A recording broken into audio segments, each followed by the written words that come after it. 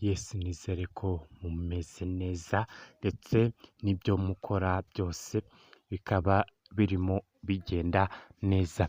Ngaya amakuru akomeye cyane ubu ngubu tubazaniye mu kipe ya APR FC, aho ku mukino wa gatatu wari uzahuza iyi kipe ya APR FC ndetse na Rayon Sport byarangiye umukino bawukuyeho.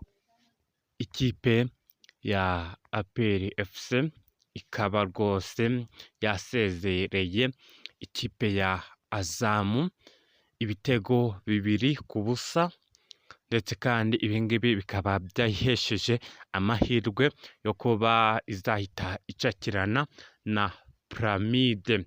Si ibyo gusa kandi, aho intsinzi ikomeje kwishimirwa hariya i Kigali rwose n'abakunzi b'iyi kipe, aho umutoza yasimbutse akimara kubona ko umukino urangiye iyi kipe ariyo ikoze agatangaza rwose igasezera ikipe ya Azamu.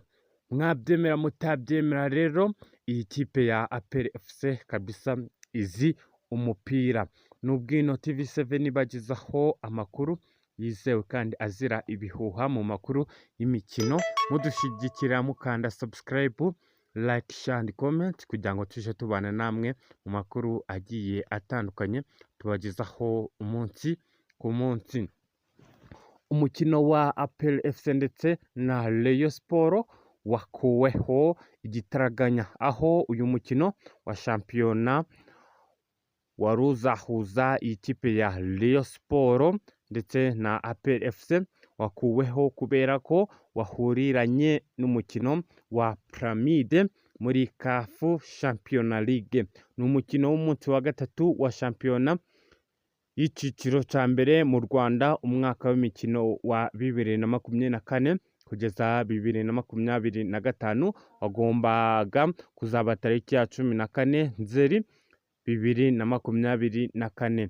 Nyuma y'uko APR FC yaraye isezereye Azamu ku giteranyo cy'ibitego 2-1, byari bivuze ko uyu mukino uhita uvaho kuko umukino izahuramo na Pyramide mu ijonjora rya nyuma rya CAF Champions League uzaba tariki ya 13 Nzeri 2024 mu Rwanda, naho urwo kwishyura ukaba tariki ya 20 Nzeri 2024 mu Misiri.